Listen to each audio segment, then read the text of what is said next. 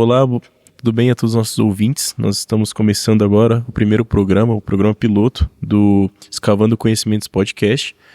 E para começar, vai ser um conteúdo bem introdutório. A gente trouxe um entrevistado aqui que a gente vai entrevistar, o professor Edmo, um professor aqui da universidade. E eu tô junto da companhia do Juan. E, assim, vai ser um programa bem mais light, uma introdução à engenharia de Minas. Então, pode começar. Bom, primeiro agradecer a sua presença aqui. Realmente é muito importante ter você aqui como nosso primeiro convidado. E eu acho que a primeira pergunta que a gente quer começar fazendo já primeiro, se você quiser se apresentar um pouco antes de responder a pergunta, mas por que você escolheu a engenharia de Minas? Sim, pessoal, eu queria agradecer o convite de vocês. Para mim é um prazer, uma honra estar participando de um bate-papo como esse sobre mineração, sobre engenharia de Minas, que é uma área que, para mim, ela, na minha trajetória profissional, foi fundamental. Eu devo tudo a essa profissão. Foi uma feliz coincidência, né? Não foi uma coisa planejada desde a infância, né? Uma coisa que foi uma profissão que eu conheci já muito próximo de entrar na universidade, como praticamente mais de 90%, acredito, né? Das pessoas que fazem engenharia de Minas. Não era uma área que a gente tem acesso em meios de comunicação da época, né? Revistas, jornais, televisão. Hoje, até mesmo nas redes sociais, existe até uma dificuldade do público, da grande massa, do grande público ter acesso a essa profissão, né? E para mim foi uma felicidade muito grande ter tido a oportunidade de poder ingressar na engenharia de Minas. E para mim é uma grandiosa profissão, uma profissão muito bonita, muito interessante e que tem passado por uma forte modernização, né, e atualização nos últimos anos. E é isso. Bom, meu nome é Edmo Rodovalho, né? Sou professor aqui da Unifal já há 11 anos e sempre atuei na área de avaliação de recursos e reservas minerais, planejamento de lavra e operações de mineração, a céu aberto especialmente. Apesar de ter trabalhos, né, eu já desenvolvi trabalhos na área de underground, de mineração subterrânea, mas minha maior dedicação é na avaliação de recursos e reservas minerais, né, que é a linha de pesquisa que eu tenho desenvolvido aqui na universidade, onde eu tenho atuado mais na graduação e etc. Bom, falar um pouquinho do meu histórico, né? Eu iniciei a graduação em Engenharia de Minas em 2002 na Escola de Minas de Ouro Preto. Foi, como eu disse, né? Eu acabei conhecendo a Engenharia de Minas um ano antes. Eu pretendia fazer uma outra engenharia, né, na área de telecomunicações, né? Não era nem uma das engenharias que são oferecidas aqui na Unifal, né? Pelo fato de estar próximo, né, da minha cidade, o curso era em Brasília, né? Eu sou de outro estado. E então, quando eu conheci a Engenharia de Minas, né, em Brasília, né, eu achei a profissão maravilhosa, né? Ela combina muita tecnologia e muitas disciplinas ligadas às geociências, né? Algo que me atraiu muito, achei muito interessante. E um outro ponto também que me chamou muita atenção eram as oportunidades que existiam nessa profissão, né? E no início dos anos 2000, a gente não tinha o que nós temos hoje em termos de estruturação da indústria mineral no Brasil, né? A Vale ainda, a privatização da Vale era algo recente, né? Não tem como falar de mineração no Brasil sem falar da Vale, né? Ela acaba empurrando todo o setor. Ela não tinha a robustez, a musculatura que tem hoje, né? Ela ainda estava se estruturando, e mesmo assim, não só ferrosos, né, mas outras substâncias e outros tipos de empreendimento de mineração, mesmo antes de eu entrar na universidade, já tinha uma demanda muito forte de empregos, né? E pelo potencial do setor, isso eu já percebia, mesmo muito jovem, né, eu percebi que isso se estender por alguns anos. Então eu pensei, se pelo menos quando eu formar, talvez eu tenha alguma coisa para fazer, né? E na verdade não foi exatamente como eu pensava, né? na verdade, eu acabei sendo absorvido antes de me formar, né? Não foi depois, não foi quando eu me formei, mas antes de me formar, eu já estava trabalhando dentro da própria Vale, né? Onde eu iniciei minha carreira. E desde então eu considero uma história de eu tenho muita gratidão a essa profissão, né? As oportunidades que eu tive dentro da indústria, dentro da academia. Eu não sei se outra carreira me proporcionaria tantas oportunidades como a engenharia de Minas me proporcionou, né? E eu tento aqui, né, na universidade, né, passar isso para os alunos. Não é um conto de fadas, como nenhuma profissão é. Tem suas dificuldades, tem seus desafios, que a gente pode até conversar hoje, né, sobre isso, mas ela sempre oferece muitas oportunidades para os seus profissionais. E isso aí é bem interessante a gente poder debater, conversar, né? Acho interessante o fato que você falou que você ingressou no mercado de trabalho antes de ter terminado a sua graduação. Como que foi esse processo? Foi um processo turbulento? Foi um processo natural? Foi muito rápido? Como que foi esse processo de sair da universidade para entrar no mercado de trabalho? Boa pergunta. Primeiro, a necessidade, né? A gente, querendo ou não, né? Obrigado. Uma coisa que eu acho que é muito válida a gente conversar aqui na universidade é conhecer as pessoas na sua individualidade, né? Quando eu estava na graduação, antes de entrar na graduação, né, eu vi a engenharia como uma área muito mais fria, né, onde a gente trabalharia com números e equipamentos. E não é bem assim, na engenharia, especialmente na engenharia de Minas. Né? Eu acho que primeiro existia, pessoalmente, né, eu tinha uma necessidade grande de começar a trabalhar, começar a exercer uma atividade remunerada, né? A engenharia de Minas, desde o primeiro período, eu sempre percebia muitas oportunidades. Os meus veteranos, todos eles trabalhavam já ou na universidade. Na verdade, eu percebi que eles escolhiam onde iam trabalhar, se era um estágio numa empresa, ou se fazia um projeto de pesquisa, ou os dois.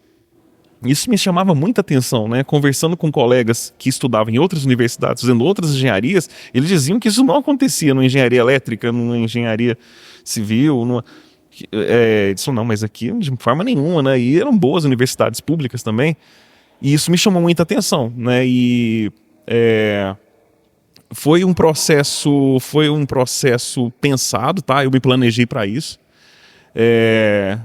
Eu fui me matriculando em disciplinas ligadas à área de lavra. Sempre gostei da área de operação de mina, desmonte com explosivos, né? Comecei nessa área, né? Equipamentos de grande porte, projetos de mineração, né? Avaliação de recursos minerais. Eu gostava muito de geologia. Você tem que ter um gosto, né? Por alguns assuntos, né? A geologia me atraiu muito. Achei muito interessante transformar elementos químicos que estão presentes nos minerais em materiais que são úteis para as pessoas. Isso me chamou muita atenção, né? Transformar uma hematita num aço carbono, num aço que pode ser utilizado na fabricação de carros. Isso é fantástico para mim, né? Isso achei muito interessante estar inserido num processo como esse. Então, achei muito útil para a sociedade, né? Isso acaba gerando um gosto, né?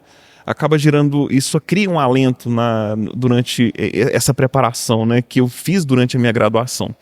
Quando surgiram as primeiras oportunidades, né, quando eu já atingi os requisitos mínimos para fazer um estágio mais longevo, né, estágios, assim, na época os estágios eram no mínimo de 1 ano, né, e eles eram considerados como se fosse um trainee, né, era uma preparação para poder ser absorvido na empresa. Isso era a partir do 6º período. Eu consegui entrar, eu estava no 7º período de engenharia de Minas. E aí, quando eu concluí meu estágio, eles me deram um prazo de 6 meses para poder me formar. Eu fiz 12 disciplinas em 6 meses, né? Com a maluquice. Hoje não recomendo isso para vocês, tá? Deu certo, né? E aí acabei me ingressando primeiro na área de operação de mina, né? Na mina do Pico, em Itabirito, aqui em Minas Gerais mesmo. Né, depois disso eu acabei circulando em todas as unidades da Vale, trabalhei com operações portuárias, né, no terminal Ilha Guaíba. Trabalhei com planejamento de lavra na unidade de Águas Claras. Depois de alguns anos eu fui trabalhar com bauxita no estado do Pará. Aí nessa etapa eu já comecei a me aproximar um pouco mais da academia, né? Então, assim, uma outra coisa que me chamou a atenção na indústria é que eu nunca fiquei um ano fazendo a mesma coisa. Sempre fui convidado a fazer outras coisas ou promovido de função, né?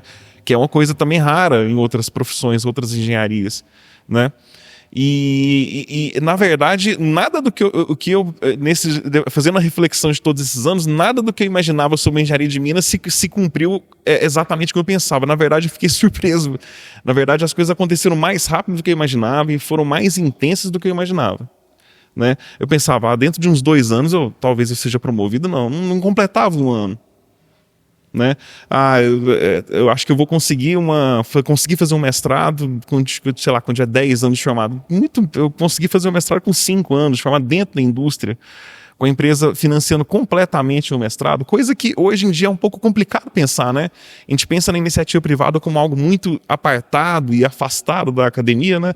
Mas na mineração não. As empresas, elas buscam muito conhecimento e tentam desenvolver muita coisa na universidade, né? Então eu sempre fui surpreendido com essas situações, né, que acontecem na engenharia de Minas. Hoje, felizmente, eu vejo, na verdade, hoje eu não vejo apenas empresas grandes fazendo isso. Hoje eu vejo empresas médias e pequenas tentando se aproximar da academia também, né, o que é muito interessante, especialmente aqui na Unifal, né, que eu percebo isso com mais intensidade, né. Você comentou sobre a empresa privada se aproximar da universidade. Foi no seu caso que você trabalhava na CSN, né? E aí você fez o seu mestrado em Pedra Branca, em Congonhas, Minas Gerais. Como que foi esse mestrado? Na mina de Casa de Pedra, né? Casa de Pedra. Eu sou ex-funcionário da CSN também, uma empresa fantástica. Eu tive o prazer de trabalhar aí durante 4 anos na CSN, na área de planejamento de lavra, né?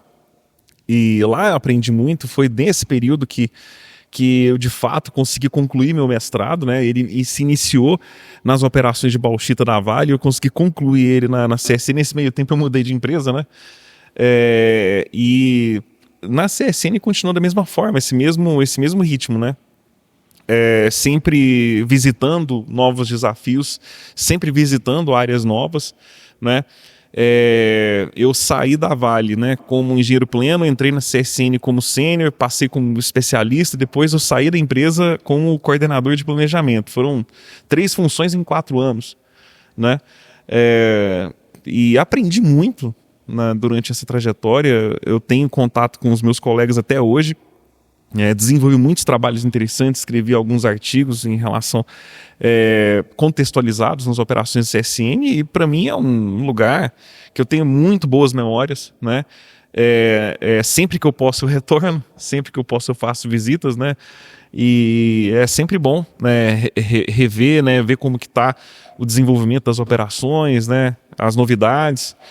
Enfim, e foi lá que eu desenvolvi o mestrado, né? E é uma coisa que eu sempre falo com os meus alunos, que quanto mais o mestrado for contextualizado em operações reais, né, melhor, né? Eu vejo que alguns alunos já... Não é errado, né? Eu vejo casos que dá certo de terminar uma graduação e já começar um mestrado. Eu vejo muitos casos de sucesso nesse sentido. Não foi o meu caso, né? Eu fui fazer a minha primeira pós-graduação, já tinha 4 anos de formado, né? Como eu disse. Então eu vejo que não precisa ter pressa para isso acontecer. Cada um com o seu tempo, cada um na sua hora, né? Eu acabei me deparando com problemas crônicos na área de planejamento, especialmente na compatibilidade de um plano de lavra com as operações, né? Uma coisa, a prancheta aceita tudo, papel em branco aceita tudo, né? A gente pode fazer qualquer desenho de mina aqui. A gente pode, eu posso pedir para vocês, vocês vão lavrar aqui na frente A, B e C e vão tirar ali 20 mil toneladas de cada uma das frentes e tem que dar 57% de ferro. É muito fácil falar isso e colocar isso no papel. Agora, você fazer isso lá na mina é outra história, né? E você tirar a performance dos equipamentos conforme o plano também é outra história. Então, um gargalo, né, foi tornar esse plano, esse projeto exequível para as pessoas, né? Exequível para os profissionais, para que eles conseguissem entender primeiro, né? E depois executar eles dentro das limitações que eles tinham, né? Então isso é uma coisa que não tinha na academia, não existia nenhum artigo falando sobre isso, não existia, até hoje tem pouquíssimas publicações falando sobre isso, né? E o meu mestrado foi nesse tema, e isso acabou abrindo muitas portas, né? Eu já concluí o meu mestrado e fui convidado a continuar minhas pesquisas na USP, no doutorado, né? Nesse meio tempo surgiu a oportunidade de vir aqui para Poços de Caldas, né? Através da Unifal, e eu continuei meu trabalho, né? Sempre nessa área, tentando aproximar temas ligados ao meio ambiente, ligados à performance econômica, performance operacional, à realidade da mineração, né? E isso rendeu muitos artigos, né?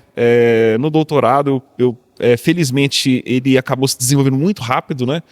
Eu comecei a fazer em 2014 e terminei em 2016, né? O prazo eram 4 anos, fiz em 2 anos. Nesses 2 anos foram 3 publicações internacionais e esse trabalho rendeu uma menção honrosa da CAPES, né? A minha tese de doutorado na área de Engenharias 2 foi premiada, né, nacionalmente pela CAPES, né? Eu recebi uma menção honrosa em Brasília, meu orientador. Foi a primeira vez que um curso de Engenharia de Minas no Brasil recebeu uma menção dessa, porque faz parte do grupo das Engenharias 2, que é a Engenharia de Materiais, Engenharia Metalúrgica, Química e Naval e Nuclear, né? Dentre todas as engenharias, uma tese da Engenharia de Minas foi considerada, né, a mais impactante, né? Em função da redução de impactos ambientais, a redução de custos, né? Então foi um feito muito interessante, né? Que tive a ajuda do meu orientador, de muitos parceiros, né? E foi bem interessante, né? Abrir esse caminho, né? E no ano de 2022, salvo engano, a USP ela repetiu o feito, né? Com uma tese da área de meio ambiente, né, impactos ambientais e reaproveitamento de resíduos. Foi também uma alegria muito grande, né? Abrir esse caminho, né, de que a pesquisa aplicada à mineração ela tem futuro, ela é importante e muitos de vocês podem se destacar e se desenvolver muito profissionalmente aplicando a pesquisa de vocês em casos reais, né? Eu acho é uma história bem interessante que nós construímos ao longo desses anos aí. Então, realmente é muito interessante essa história. Acho incrível mesmo. E até, continuando essa parte de pesquisa, por que você decidiu virar professor, né? Sair da indústria, no caso, né? Esse foi um processo natural. Foi um processo bem natural. Assim, desde o início da minha atuação na indústria, eu sempre fui convidado a reciclar a fazer trabalhos de reciclagem, né, técnica, contextualização técnica com os colegas, especialmente operadores, técnicos, operadores de equipamentos, né? Explicar como que funciona um projeto de mineração, como funciona uma operação de mina, o que se espera de uma operação de mina, né? De repente um operador de um trator de esteiras que está lá fazendo a conformação de uma pilha de estéreo, fazendo um retaludamento, talvez ele não saiba por que são 30 caminhões rodando naquele fundo de cava, pegando esse material cinza no fundo de cava, e por que esse pessoal fica tirando água do fundo da mina e levando para outro lugar, mas por que toda essa movimentação, essa estrutura toda, queimando diesel, né? Então aí eu acabava colocando os meus colegas na sala de aula, na empresa mesmo, para explicar isso, né? E eu percebi que todos eles achavam muito interessante. Muitos deles falaram, nossa, eu nunca tive a oportunidade de saber o que está acontecendo aqui, né? E são pessoas que trabalhavam 5, 10 anos numa mina e nunca tiveram essa oportunidade, né? O início dos anos 2000, eu acho que muitos paradigmas foram quebrados, muitas tecnologias foram inseridas na mineração, especialmente na área de informática, na área de conhecimento mesmo, informação e educação, né? Havia em outros países havia uma velocidade maior de inserção de novas tecnologias aplicadas à lavra, equipamentos autônomos começaram a ser testados em outros países. O Brasil ainda estava engateando ainda, né? Ainda tem muitos desafios que a gente precisa vencer ainda, mas esse é o caminho, né? A informação é o caminho, a educação é o caminho chave para a gente poder se desenvolver. E eu senti isso na pele, na indústria, né? As pessoas, quando elas entendem o que elas estão fazendo, o resultado é outro, né? Quando elas fazem parte do grupo que pensa o projeto, que pensa as operações, o resultado é completamente diferente, né? Demorou um pouquinho para as pessoas entenderem isso, mas aos poucos a gente tem experimentado algumas vitórias, alguns feitos, né, nesses anos. Muitas empresas têm investido em conhecimento, investido em informação, disseminar conhecimento, né, é a chave, né, não tem outro caminho. Ele é difícil, é demorado, é um investimento de longo prazo, mas não vejo outra possibilidade. Quem faz a mineração são as pessoas. É uma atividade de mão de obra intensiva. São muitas e muitas pessoas, centenas de pessoas trabalhando numa mina média, né? Então não dá para a gente pensar só em máquinas, softwares e automação e coisas do tipo. Não tem como a gente fazer sem as pessoas. Então o engenheiro de minas, ele é um gestor de pessoas por excelência. Isso é inevitável. Em algum momento, o engenheiro de minas ele vai se deparar com isso, ele vai ter que gerir muitas pessoas, né? Desenvolver muitas pessoas, gerir no sentido de desenvolver as pessoas para atingir um resultado. A gente não faz nada sozinho. Na mineração a gente entende isso. É possível entender isso com mais intensidade, eu acho.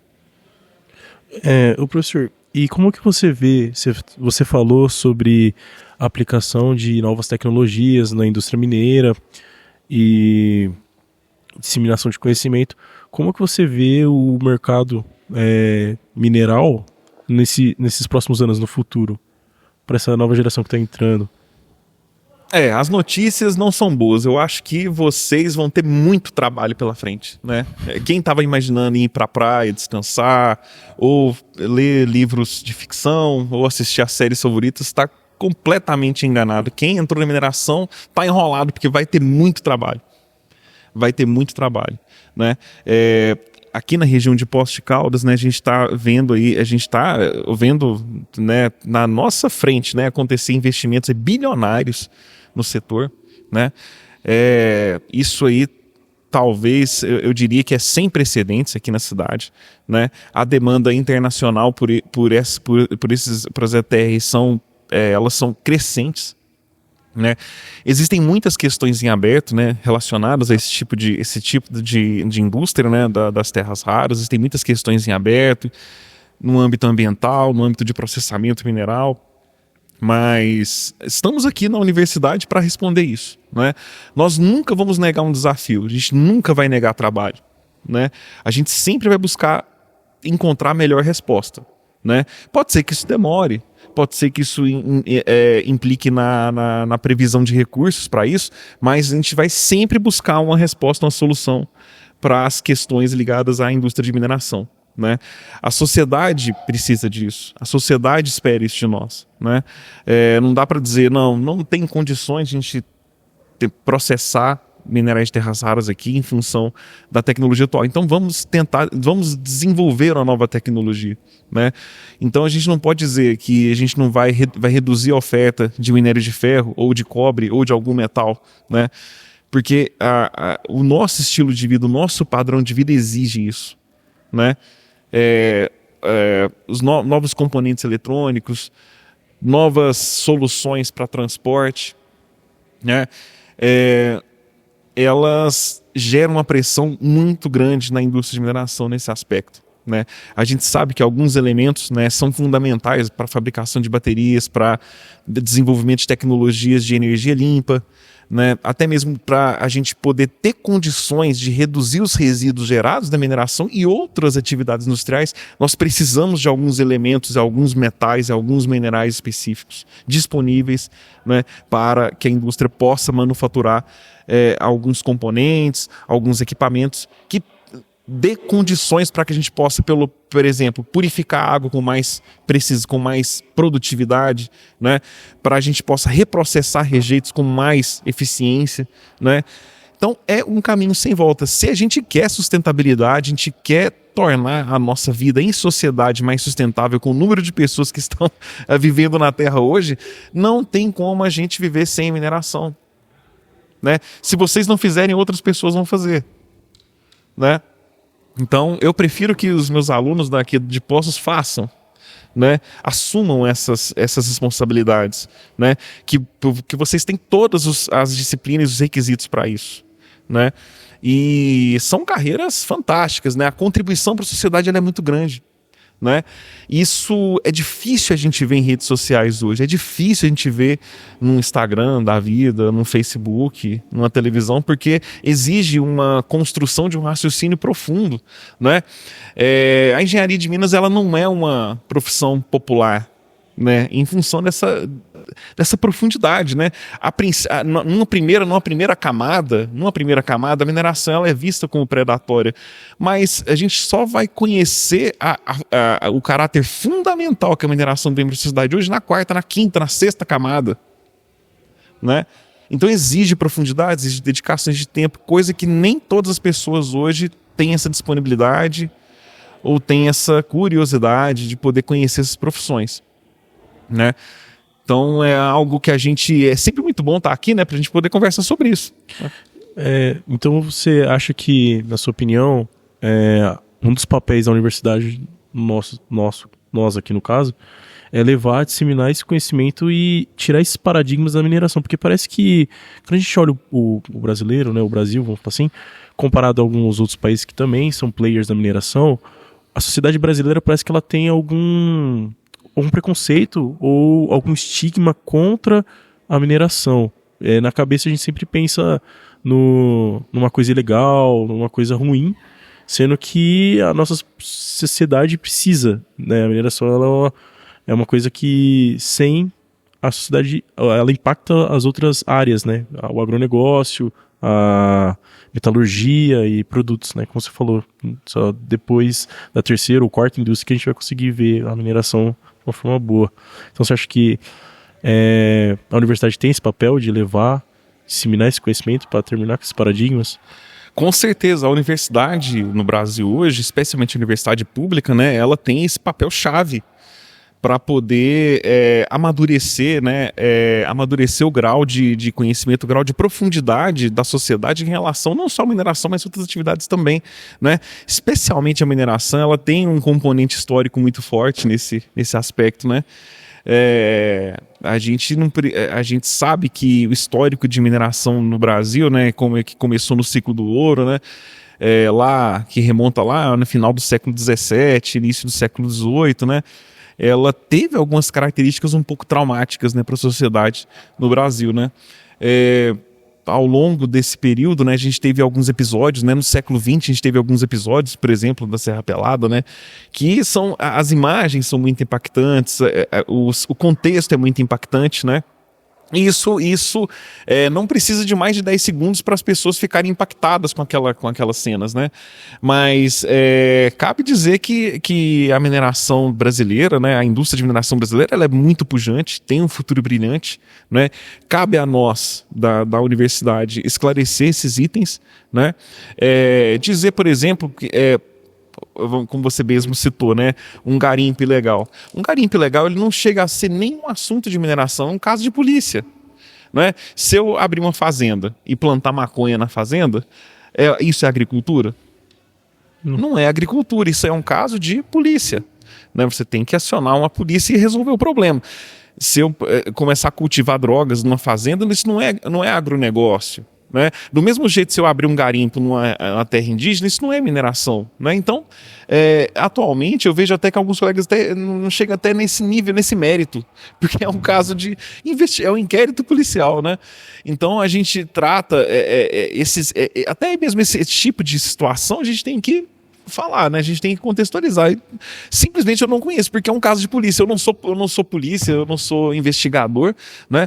Para poder, ou funcionário de alguma agência ambiental, né? Para poder se aprofundar no tema, mas é uma coisa ilegal e ponto. A legislação é muito clara em relação a isso, né? E as oportunidades que a mineração de pequeno, médio e grande porte pode oferecer para a sociedade e para os profissionais, elas são muito grandes, né? E ao mesmo tempo os desafios que a mineração também oferece também são muito grandes. Esse é um item também que vale muito a pena a gente discutir, né? Que na minha concepção eu acho que é desafiador para as pessoas, né? A gente precisa destacar aqui também, como eu disse no início, né? A mineração não é um conto de fadas, não é um mundo de tudo dá certo, né? Existem muitos riscos associados à mineração, vocês sabem muito bem disso, né? A gente tem desafios ligados à gestão de resíduos e rejeitos de mineração, que é uma coisa que tem sido muito discutida hoje, né? Existem muitas tecnologias sendo desenvolvidas e os engenheiros de Minas têm trabalhado intensamente nesse aspecto de desaguar rejeitos, de acondicionar rejeitos de mineração de forma segura e, se for possível, desenvolver novas rotas de processamento mineral, né, que possam reaproveitar esses resíduos de mineração. Também são questões que estão em aberto. Muitas empresas financiam pesquisas nisso. Né? Não só o poder público, mas as empresas privadas também buscam financiar pesquisas nesse aspecto. Pesquisas desenvolvidas dentro de empresa ou dentro de universidade. Né? É uma atividade que tem um risco alto. Tá? O risco de você se acidentar na mina é grande, eu não vou esconder isso de vocês, né? Então exige preparo, exige atenção, exige que você tenha disciplinas pessoais, tenha características pessoais que afastem você de risco. Você precisa entender que existem riscos e tem que ser capaz de se fazer entender para as outras pessoas que formam a sua equipe, para elas se afastarem desses riscos também, né? Para a preservação da sua vida e dos seus colegas, né? Então, isso é uma responsabilidade muito grande, né? Responsabilidades grandes, né, é uma coisa que nem todas as pessoas estão preparadas para assumir. Essa é uma verdade, né? Se a gente for fazer uma pesquisa, né, de alunos de ensino médio, eu quero ganhar salários milionários, morar perto do centro da cidade, em apartamentos paradisíacos e com baixíssima responsabilidade. É claro, eu também gostaria de fazer isso. Mas a mineração não é assim. A mineração, ela exige que vocês tenham altos níveis de responsabilidade desde cedo. Pessoas estão dependendo de você, né? A segurança de muitas... Você colocar uma pessoa dentro de um carro e entrar numa mina não é simples. Não é simples. Né? Você precisa até mesmo dizer para o empreendedor o que você precisa saber para poder garantir a segurança de uma mina. Né? Isso a gente discute muito aqui na graduação da Unifal. Não é? Aqui você sai da universidade sabendo o que você precisa saber para garantir a estabilidade de uma mina. Né? Você sai daqui sabendo o que você precisa em termos de ferramenta para garantir a produtividade de uma mina. Né? Então, mas isso não é simples. Né? Isso aí é uma responsabilidade muito grande, nem todo mundo está preparado para isso. Né? Então, por outro lado, né, vocês vão concordar comigo, quanto maior a responsabilidade, quanto maior o risco de uma profissão, maior é a sua renda. Né? E isso, dados do CAGED de 2023 podem comprovar isso. A gente mantém dados atualizados sobre isso. A engenharia de Minas, ela tem evoluído muito em termos de rendimento. Não é por acaso. Por quê? Os desafios são muito grandes. A gente teve um rompimento de barragens que centenas de pessoas morreram. Né? Parou a mineração no Brasil? Nunca. É uma atividade fundamental para o país. Né? Agora, o que tem sido discutido? Responsabilidade. Então, o que as empresas estão buscando? Profissionalizar as operações. E isso é diretamente relacionado à atuação do engenheiro de Minas. Né? Isso custa caro. Né? Então, o que a gente tem observado? A renda de engenheiro de Minas em todas as atuações, quer seja aqui na academia, quer seja na indústria, ela tem crescido muito. Né? Projetos de pesquisa, né, atualmente na engenharia de Minas tem vários. Eu pessoalmente estou fazendo um pós-doutorado na área de geometalurgia, por exemplo. Né? E tem projetos na fila. Né? Vários projetos. Estou no meu segundo pós-doutorado já. Né? O primeiro foi também na gestão de resíduos. Né? Esse segundo na área de geometalurgia. Né? Tem outros projetos também para saírem no ano que vem. E, enfim, né? Imagina assim, na indústria, os nossos egressos, a gente tem feito pesquisa junto aos nossos egressos, todos eles, né? A gente tem aí uma taxa impressionante de empregabilidade, acima de 90%. Eu nunca vi nenhum curso de graduação atingir um nível como esse. Até agora, a gente abriu essa pesquisa recentemente, há todos os anos a gente faz, né? A gente já recebeu mais de 80 respostas. Desses 80 egressos, a gente não, são 2% que não estão exercendo atividade hoje. Né? É um número impressionante. Né? Quando eu fazia graduação de engenharia de Minas na UFOP, quando eu terminei, né, em 2006, a empregabilidade era em termos de 80%, que era já considerado uma coisa altíssima já, né? E hoje aqui na Unifal a gente está batendo isso com folga. Né? Enfim, Então, se o ingressante na engenharia de Minas, tipo, imagina, a gente vai entrar na engenharia de Minas, vai se formar e depois a gente vai ficar tranquilo, tirar as férias. Infelizmente, isso não vai acontecer. Porque alguém vai bater na sua porta, vai te enviar e-mails, vai mandar mensagem no seu celular, chamando você para trabalhar no setor, né? E para mim isso é uma excelente notícia, né? Então tá bom.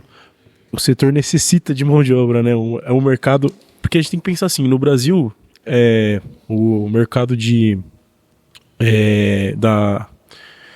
extração, né? A indústria extrativa, ela tá crescendo. O agro cresce e, querendo ou não, a mineração cresce junto também, porque o agro necessita da mineração e acaba crescendo junto ali na curva, né? Só que não é muito divulgado, né? Mas o mercado de trabalho, então, tá ótimo, pensando assim pro futuro.